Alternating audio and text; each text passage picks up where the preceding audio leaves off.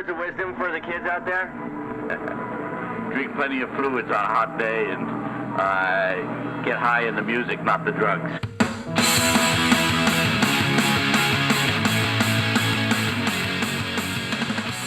Welcome back, winners and losers, for another episode of Take the Points. I'm Fat Sam. With me here, as always, the world-famous T-Bone. Present. And our enforcer and legal counsel, Joey Guns. So, we're going to do a quick recap of a wacky Week 12, which saw, I think, the first ever game played on a Wednesday in NFL history. But we finally made it through the week. Didn't make it any better either. Did not. T-Bone is back with us this week. He had some family obligations and some important things to do last week, so he needed a break, but he's back with his words of wisdom. But let's recap real quick last week. We all did really well on the Thanksgiving Day games. All of us liked Washington. All of us liked Houston. Those games came in for us. Of course, the Pittsburgh-Baltimore game was postponed. Yeah. But overall, last week was a great week. I think we all did really well, but no one did as well as Joey Guns, who I can just say went 11 for 13. Those are the kind of weeks that we dream about. Impressive. When you can pick 11 for 13. I don't know if I've ever picked 11 for 13.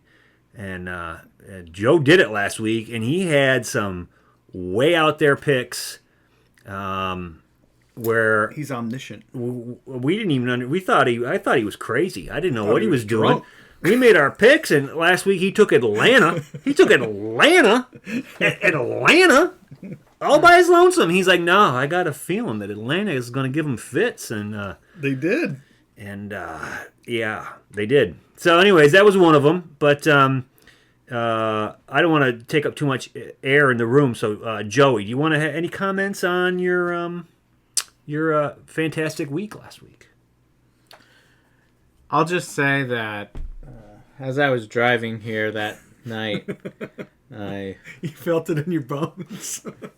I looked over at the edge of the road and there was a dead fox laying there. And I thought to myself, is this the same dead fox as Same before? story. This dead fox has been there since week 2. So yeah, even a dead fox gets to be right once in a season. That is funny. So. Well, you've had 2 perfect, what I would say perfect plays this year. Your perfect parlay. Yeah. And now, I mean, it's not perfect. 11 for 13 is not perfect, but golly. You're cleaning up if you're betting that. I'm telling you. Yeah. All right, so without further ado... but just to go back to that game, though, a little bit, though. Think about how bad David Carr was. Oh, God. I don't know. I texted T-Bone and said, what in the hell was that for the Raiders? I don't even know where that came from. Derek Carr was, 22 for 34, 215 yards, no touchdowns, and an interception. And he was so bad, he got yanked at the end of the game. John Gruden had to apologize. He did apologize. Right. And Chucky never I don't know apologized. if I've accepted that apology because I don't even know. That was one of the things that we talk about is, in gambling is that sometimes you're wrong. But we were really wrong. A lot of people were really wrong on that. I just don't even know how that happened. And it wasn't. I didn't see the whole game, but what surprised me was when you look at what was pedestrian stats from Matt Ryan: 22 of 39, 185 yards, didn't even get to 200, 2 touchdowns and an interception. And they won big. They had their number. So I don't know what was Defense going on showed there. Up. Jacobs, he didn't do anything running the ball for Vegas. So that was just an ugly game. I think Gruden summarized it pretty good when he said Atlanta came motivated and ready to play, and we did not. Yeah. So and what was interesting too is just a week before, Taysom Hill had a lot of success against Atlanta. Just a week prior. So to turn around and Derek Carr go in and there. And the Raiders had success at Kansas City. Exactly. It just, or against Kansas City. It makes you just kind of shake your head like, what the hell happened? It is the NFL. It is. And parity rules. Yeah, absolutely. Sorry, I didn't want to jump ahead, but now we'll jump ahead. We'll transition into our picks of the week. And T-Bone, For this week, yes. For now, we're into week 13. Already. And T-Bone, let's go with what you're riding here going into week 13 for your lock. Well, after seeing what happened last week, I kind of am a little bit concerned at this, but at the same time, I was not a Taysom Hill believer because I wanted to see what he could do for 2 weeks. But he's proven his point. I mean, he's become the running quarterback, and now New Orleans is minus 3.5 at Atlanta. They do have some concerns in that Kamara is limited, so is Thomas right now, but it's still early in the week, so I expect those guys to play. But I'm gonna go ahead and ride the Taysom Hill train this week. I think I'm gonna go with New Orleans to cover this at least. I wish it was 2.5 points instead of 3.5. I'll be honest. I don't know if that'll change as we get closer to Sunday. I would prefer to tease that down probably to 2.5. I think I'd feel better about it.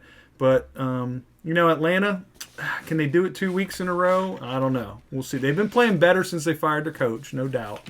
They've turned the team around, but I don't know. New Orleans just has some kind of magic going on this year, so I'm going to go with them this week. Yeah, Raheem Morris is trying to get that job. I'm starting Taysom Hill in my fantasy lineup this week because Tom Brady's on a bye. So I like Taysom too. I like that pick. I think that the Saints usually play the Falcons pretty tough, and I don't like the quick turnaround. I don't like how there was only a one-game difference between the same teams playing. But I even forget who won the last game. I'm guessing New Orleans won, but I don't know what the score was. I don't remember. They're playing well. They've won, I think, 9 in a row or something. Sounds right. Maybe 10. They're playing well, and I like that pick. That's a good lock pick, T-Bone. I'm down with that. Moving on to my lock pick, I'm all in on Indianapolis at Houston this week, minus 2.5. So,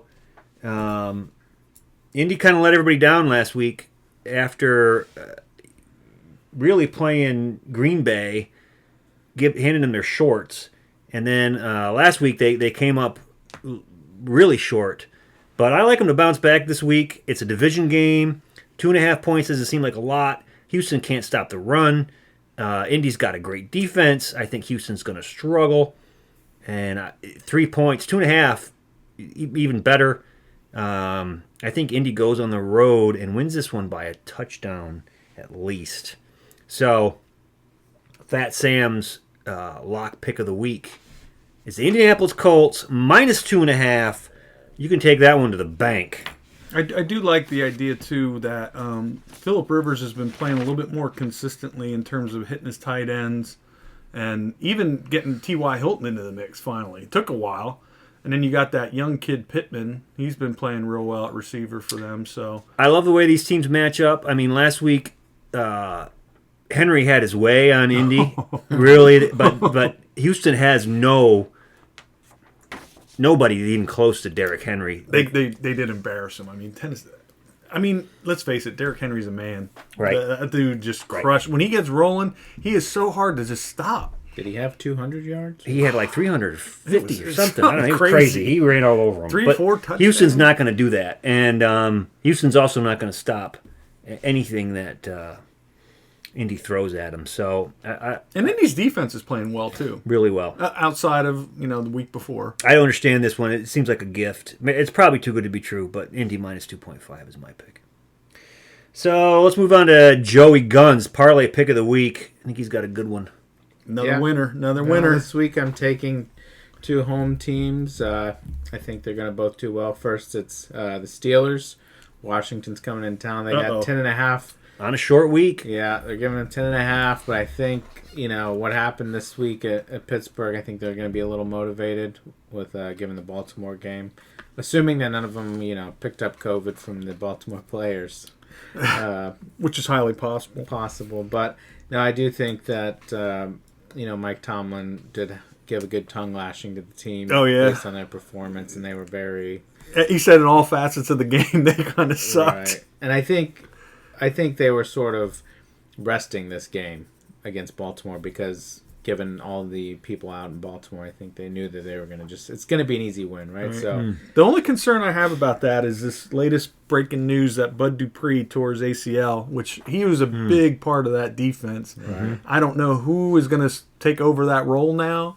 But that does worry me a little bit because Pittsburgh, for the most part, has just been coasting. Yeah. And they're due to lose at some point, and it's going to be a team you don't expect them to lose. Spillane has come in and filled in well for Bush, but I wonder who that is going to be that steps in for Dupree because he's a talented linebacker. Right.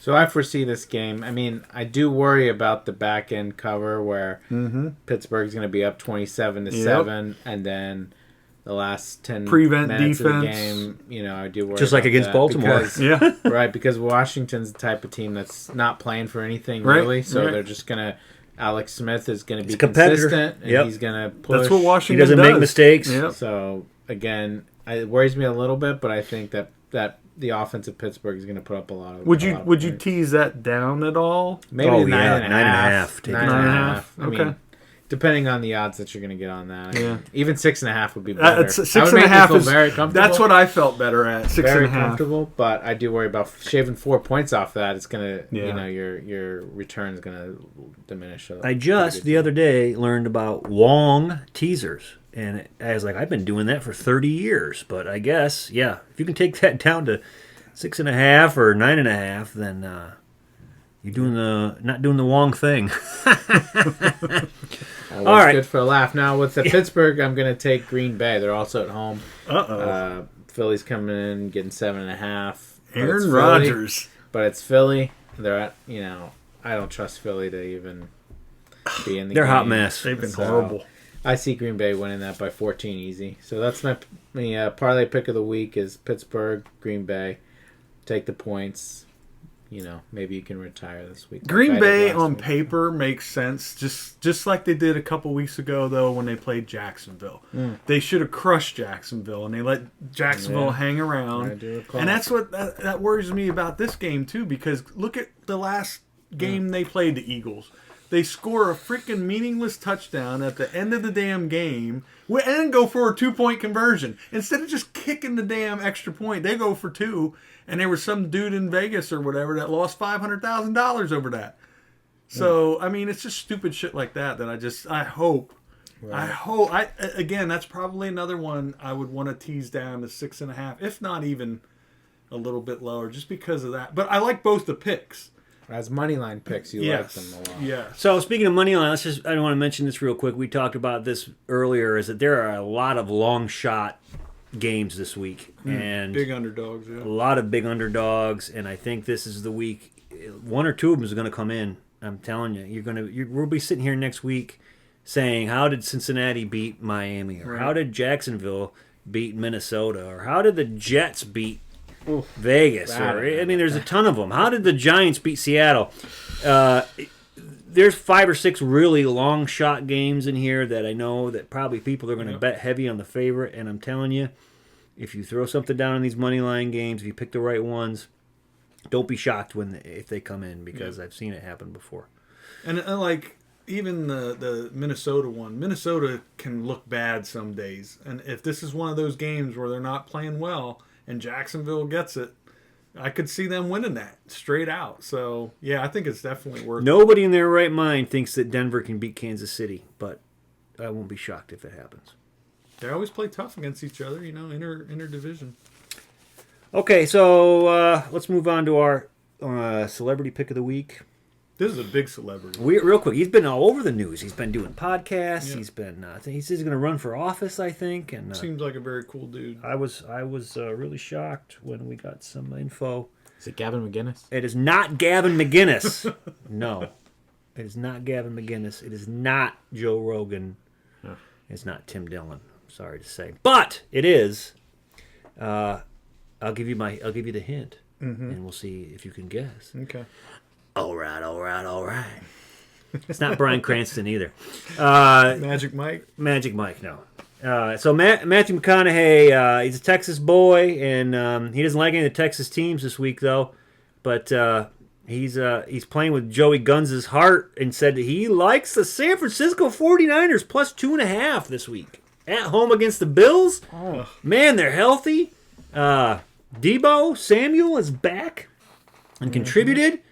Mostert is back and contributed. Jimmy G is not back, but Contributed? that might be contributed. But hey, Sometimes it's better if Jimmy's not playing. Shanahan's mind is still at the wheel, and